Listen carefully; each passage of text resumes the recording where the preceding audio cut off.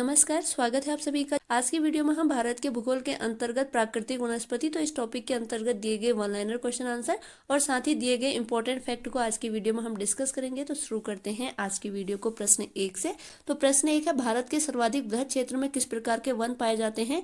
तो उष्ण कटिबंधीय शुष्क पर्णपाती वन। अगला प्रश्न है, उष्ण कटिबंधीय सदाबहार वन क्षेत्रों में औसत वर्षा कितनी होती है? तो 200 सेंटीमीटर से अधिक। अगला इंपॉर्टेंट फैक्ट है, भारतीय वनस्पति सर्वेक्षण के संस्थापक सर जॉर्ज किंग थे। अगला प्रश्न है, भारत में सिंकोना वृक्ष कहाँ पाया जाता है? तो दार्जिलिंग में। अगला प्रश्न है, कत्था बनाने हेतु किस वृक्ष की लकड़ी का प्रयोग किया जाता है? तो खैर वृक्ष की। अगला प्रश्न है, सामाजिक वानिकी में प्रयुक्त बहुउद्देशीय वृक्ष का उदाहरण है? तो यह है खेजड़ी या खेजड़ी। अगला प्रश्न है, भारत में वन संरक्षण अधिनियम किस वर्ष पारित किया गया? तो वर्ष 1980 में। अगला प्रश्न है, सागौन तथा साल के वृक्ष किस प्रकार के वनों में पाए जाते हैं? तो उष्ण कटिबंधीय आर्द्र पर्णपाती वनों में। अगला इंपॉर्टेंट फैक्ट है, पश्चिमी हिमालय की शीतोष्ण पेटी में देवदार वृक्षों का बाहुल्य है। अगला प्रश्न है, बांस की कौन सी प्रजाति छत्तीसगढ़ में सर्वाधिक पाई जाती है? तो लाठी बांस की। अगला प्रश्न है, लंबी जड़ों और नुकीले कांटों अथवा सूलयुक्त झाड़ियों और लघु वृक्षों वाले वन सामान्यतः पाए जाते हैं? तो यह राजस्थान में पाए जाते हैं। अगला प्रश्न है, संयुक्त राष्ट्र संघ एवं कृषि संगठन की नवीन रिपोर्ट के अनुसार वार्षिक स्तर पर वन क्षेत्रों में सबसे ज्यादा वृद्धि में भारत को विश्व में कौन सा स्थान प्राप्त हुआ है? तो 8वां स्थान। अगला प्रश्न है, भोजपत्र यानी कि भुजपत्र भी जिसे कहा जाता है, तो भोजपत्र वृक्ष कहाँ पाया जाता है? तो हिमालय में। अगला इंपॉर्टेंट फैक्ट है, पलाश के वृक्ष को जंगल की आग भी कहा जाता है। अगला प्रश्न है, भारत के किस राज्य में सागौन के वन पाए जाते हैं? तो मध्य प्रदेश में। अगला प्रश्न है, समुद्र तल से सर्वाधिक ऊंचाई पर पाए जाने वाला वृक्ष कौन सा है? तो देवदार है। अगला प्रश्न है, चिपको आंदोलन के प्रणेता कौन थे? तो सुंदरलाल बहुगुणा थे। अगला प्रश्न है, भारतीय वन सर्वेक्षण यानी FSI की स्थापना कब हुई थी? तो इसकी स्थापना हुई थी 1 जून 1981 को। अगला प्रश्न है, भारत में मैंग्रोव वनस्पति कितने क्षेत्रफल पर विस्तृत है? तो 4992 वर्ग किलोमीटर पर, और यह है ISFR की रिपोर्ट 2021 के अनुसार। अगला इंपॉर्टेंट पॉइंट है, भारतीय वन प्रबंधन संस्थान यानी Indian institute of forest management यानी IIFM की स्थापना वर्ष 1982 में भोपाल में की गई थी। नेक्स्ट यहाँ पर दिया गया है भारत के 8 वनस्पति क्षेत्र। तो क्षेत्र विस्तार वनस्पति वितरण दिया गया है। पहला है पश्चिमी हिमालय क्षेत्र, इसका विस्तार है कश्मीर से कुमायूं तक, और इसका वितरण में दिया गया है शीतोष्ण कटिबंधीय भाग यानी चीड़, देवदार, शंकुधारी वृक्ष, कोनिफर्स व चौड़ी पत्ती वाले शीतोष्ण वृक्ष। दूसरा है अल्पाइन क्षेत्र यानी शीतोष्ण से ऊपरी सीमा, इसमें है श्वेत देवदार, श्वेत भोज वृक्ष व सदाबहार वृक्ष। दूसरा है पूर्वी हिमालय क्षेत्र, इसका विस्तार है सिक्किम से दार्जिलिंग तक, और शीतोष्ण क्षेत्र के अंतर्गत जो वृक्ष आते हैं उनमें है ओक, जायफल, द्विफल, बड़े फूल वाले सदाबहार वृक्ष और छोटी बेत के जंगल पाए जाते हैं। तीसरा है असम क्षेत्र, यह ब्रह्मपुत्र से सुरमा घाटी तक इसका विस्तार है, और इसमें सदाबहार वन और बीच बीच में घने बांसों तथा लंबी घासों के झुरमुट है।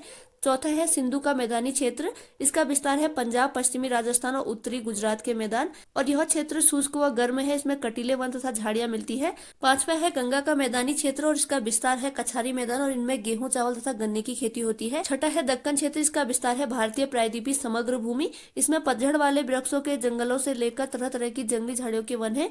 सातवां है मालाबार क्षेत्र, इसका विस्तार है प्रायद्वीपीय तट, और इसमें घने जंगलों के अतिरिक्त व्यापारिक फसलें पाई जाती है, जैसे नारियल, सुपारी, काली मिर्च, कॉफी, रबर, इसके अलावा चाय, काजू आदि। अगला है अंडमान क्षेत्र, जो कि अंडमान द्वीप तक इसका विस्तार है, और इसमें सदाबहार, अर्ध सदाबहार, कच्छ वनस्पति, समुद्र तटीय और अपलावी जंगलों की अधिकता है। तो यह भारत के 8 वनस्पति क्षेत्र है। इनमें है पश्चिमी हिमालय क्षेत्र, पूर्वी हिमालय क्षेत्र, असम क्षेत्र, सिंधु का मैदानी क्षेत्र, गंगा का मैदानी क्षेत्र, दक्कन क्षेत्र, मालाबार क्षेत्र और अंडमान क्षेत्र। नेक्स्ट यहाँ पर दिए गए हैं भारत के प्रमुख वानिकी शोध संस्थान। तो शोध संस्थान, स्थापना वर्ष, क्षेत्र, राज्य दिए गए हैं। तो पहला है फॉरेस्ट रिसर्च इंस्टीट्यूट, इसकी स्थापना 1906 में देहरादून उत्तराखंड में हुई। नेक्स्ट है institute of would science and technology, इसकी स्थापना 1938 बेंगलुरु कर्नाटक में हुई। अगला है Indian plywood industries research and training institute, इसकी स्थापना 1962 में बेंगलुरु कर्नाटक में हुई।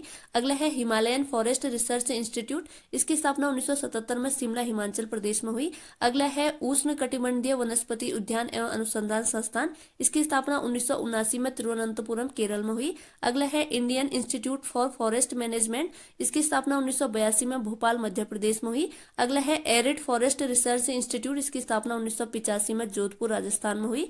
अगला है ट्रॉपिकल फॉरेस्ट रिसर्च इंस्टीट्यूट, इसकी स्थापना 1988 में जबलपुर मध्य प्रदेश में हुई।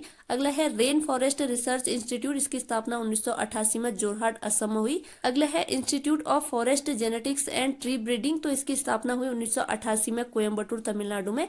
अगला है जीबी पंत हिमालय पर्यावरण एवं विकास संस्थान, इसकी स्थापना 1988 में हुई अल्मोड़ा उत्तराखंड में। अगला है centre of social forestry and eco rehabilitation, इसकी स्थापना 1992 में प्रयागराज उत्तर प्रदेश में हुई। अगला है इंस्टीट्यूट ऑफ फॉरेस्ट प्रोडक्टिविटी, इसकी स्थापना 1993 में रांची झारखंड में हुई। अगला है institute of forestry research and human resource development, इसकी स्थापना 1995 में छिंदवाड़ा मध्य प्रदेश में हुई। अगला है advance centre of biotechnology and मैग्रो forest, इसकी स्थापना 1997 में हैदराबाद तेलंगाना में हुई। तो ये है भारत के प्रमुख वानिकी शोध संस्थान। दिया गया है वृक्षों को बचाने के लिए चिपको आंदोलन की शुरुआत उत्तराखंड के टिहरी गढ़वाल जनपद से की गई थी। तो ये थी आज की वीडियो, जिसके अंतर्गत आज की वीडियो में हमने प्राकृतिक वनस्पति, तो इस टॉपिक के अंतर्गत दिए गए वन लाइनर क्वेश्चन आंसर और साथ ही इंपॉर्टेंट फैक्ट को डिस्कस किया। उम्मीद है आगामी प्रतियोगी परीक्षाओं में आपके लिए वीडियो जरूर हेल्पफुल होगी। अगर वीडियो पसंद आई है तो प्लीज लाइक शेयर सब्सक्राइब जरूर कीजिएगा और अपना अमूल्य कमेंट भी जरूर कीजिएगा। इसी के साथ आज की वीडियो ओवर होती है। Thanks for watching.